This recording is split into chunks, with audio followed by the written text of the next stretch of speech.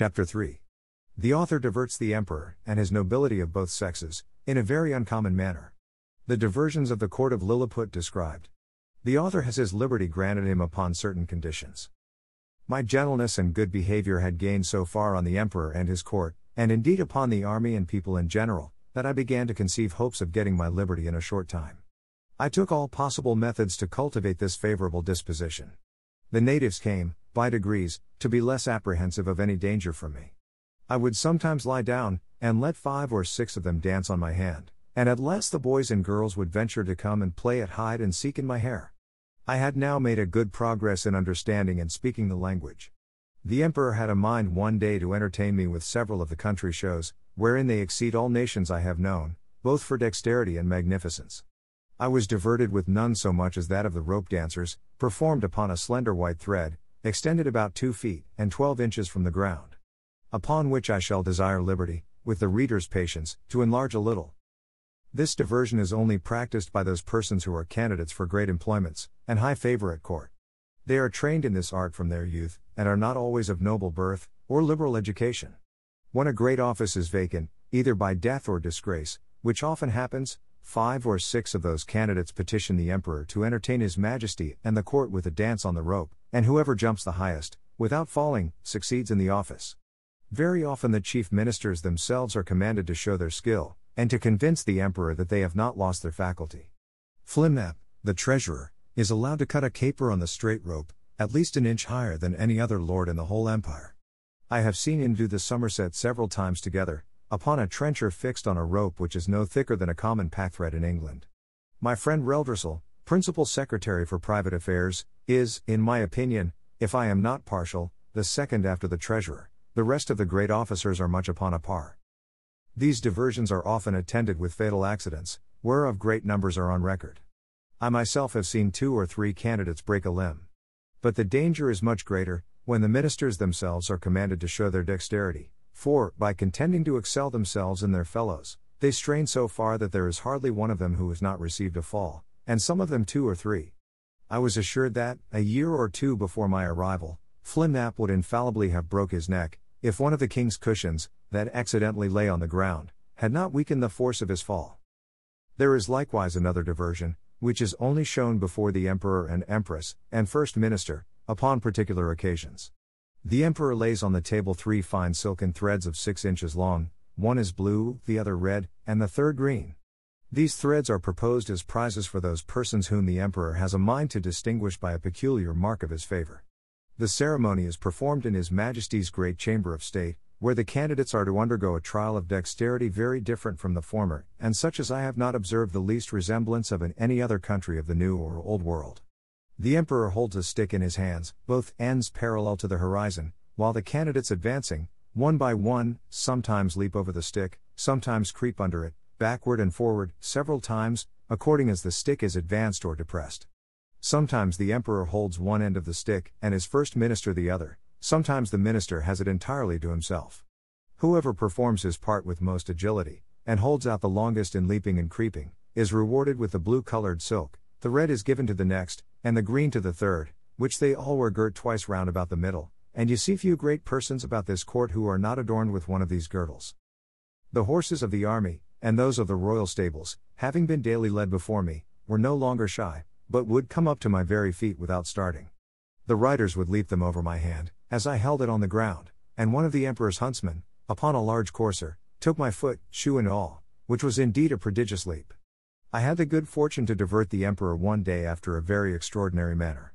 I desired he would order several sticks of 2 feet high, and the thickness of an ordinary cane, to be brought me, whereupon His Majesty commanded the master of his woods to give directions accordingly, and the next morning 6 woodmen arrived with as many carriages, drawn by 8 horses to each.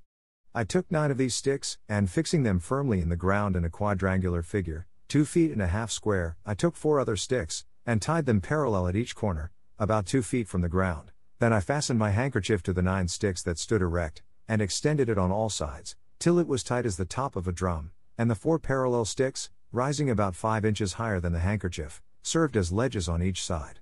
When I had finished my work, I desired the emperor to let a troop of his best horses, 24 in number, come and exercise upon this plain. His Majesty approved of the proposal, and I took them up, one by one, in my hands, ready mounted and armed, with the proper officers to exercise them. As soon as they got into order, they divided into two parties, performed mock skirmishes, discharged blunt arrows, drew their swords, fled and pursued, attacked and retired, and in short discovered the best military discipline I ever beheld. The parallel sticks secured them and their horses from falling over the stage, and the emperor was so much delighted, that he ordered this entertainment to be repeated several days, and once was pleased to be lifted up and give the word of command, and with great difficulty persuaded even the empress herself to let me hold her in her close chair within 2 yards of the stage, when she was able to take a full view of the whole performance. It was my good fortune, that no ill accident happened in these entertainments. Only once a fiery horse, that belonged to one of the captains, pawing with his hoof, struck a hole in my handkerchief, and his foot slipping, he overthrew his rider and himself, but I immediately relieved them both, and covering the hole with one hand, I set down the troop with the other, in the same manner as I took them up. The horse that fell was strained in the left shoulder, but the rider got no hurt, and I repaired my handkerchief as well as I could. However, I would not trust to the strength of it any more, in such dangerous enterprises. About 2 or 3 days before I was set at liberty, as I was entertaining the court with this kind of feat, there arrived an express to inform His Majesty, that some of his subjects, riding near the place where I was first taken up, had seen a great black substance lying on the ground, very oddly shaped, extending its edges round, as wide as His Majesty's bedchamber, and rising up in the middle as high as a man, that it was no living creature, as they at first apprehended, for it lay on the grass without motion, and some of them had walked round it several times, that, by mounting upon each other's shoulders, they had got to the top, which was flat and even, and, stamping upon it, they found that it was hollow within, that they humbly conceived it might be something belonging to the Man Mountain, and if His Majesty pleased, they would undertake to bring it with only 5 horses. I presently knew what they meant, and was glad at heart to receive this intelligence. It seems, upon my first reaching the shore after our shipwreck, I was in such confusion, that before I came to the place where I went to sleep, my hat, which I had fastened with a string to my head while I was rowing, and had stuck on all the time I was swimming, fell off after I came to land, the string, as I conjecture, breaking by some accident, which I never observed, but thought my hat had been lost at sea. I entreated His Imperial Majesty to give orders it might be brought to me as soon as possible, describing to him the use and the nature of it, and the next day the wagoners arrived with it, but not in a very good condition. They had bored 2 holes in the brim, within 1.5 inches of the edge, and fastened 2 hooks in the holes. These hooks were tied by a long cord to the harness, and thus my hat was dragged along for above half an English mile. But, the ground in that country being extremely smooth and level, it received less damage than I expected. 2 days after this adventure, the Emperor, having ordered that part of his army which quarters in and about his metropolis, to be in readiness, took a fancy of diverting himself in a very singular manner. He desired I would stand like a colossus, with my legs as far asunder as I conveniently could. He then commanded his general, who was an old experienced leader, and a great patron of mine, to draw up the troops in close order, and march them under me, the foot by 24 abreast, and the horse by 16, with drums beating, colors flying, and pikes advanced. This body consisted of 3,000 foot and 1,000 horse. His Majesty gave orders, upon pain of death, that every soldier in his march should observe the strictest decency with regard to my person, which however could not prevent some of the younger officers from turning up their eyes as they passed under me, and, to confess the truth, my breeches were at that time in so ill a condition, that they afforded some opportunities for laughter and admiration.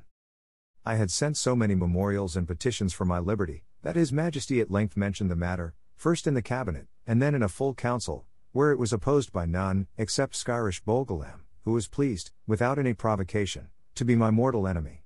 But it was carried against him by the whole board, and confirmed by the Emperor. That minister was Galbet, or Admiral of the realm, very much in his master's confidence, and a person well versed in affairs, but of a morose and sour complexion. However, he was at length persuaded to comply, but prevailed that the articles and conditions upon which I should be set free, and to which I must swear, should be drawn up by himself.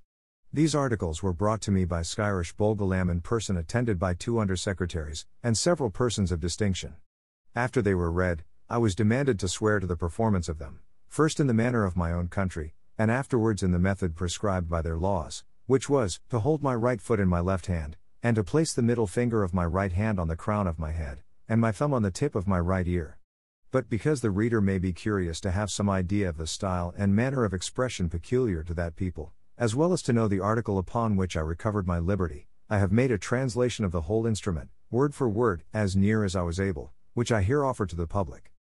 Golbasto Momarm Evlaim Gerdila Shafin Muli Gu, most mighty emperor of Lilliput, delight and terror of the universe, whose dominions extend 5,000 blustrugs, about 12 miles in circumference, to the extremities of the globe, monarch of all monarchs, taller than the sons of men, whose feet press down to the center, and whose head strikes against the sun, at whose now the princes of the earth shake their knees, pleasant as the spring, comfortable as the summer, fruitful as autumn, dreadful as winter, His most sublime majesty proposes to the man mountain, lately arrived at our celestial dominions, the following articles, which, by a solemn oath, he shall be obliged to perform.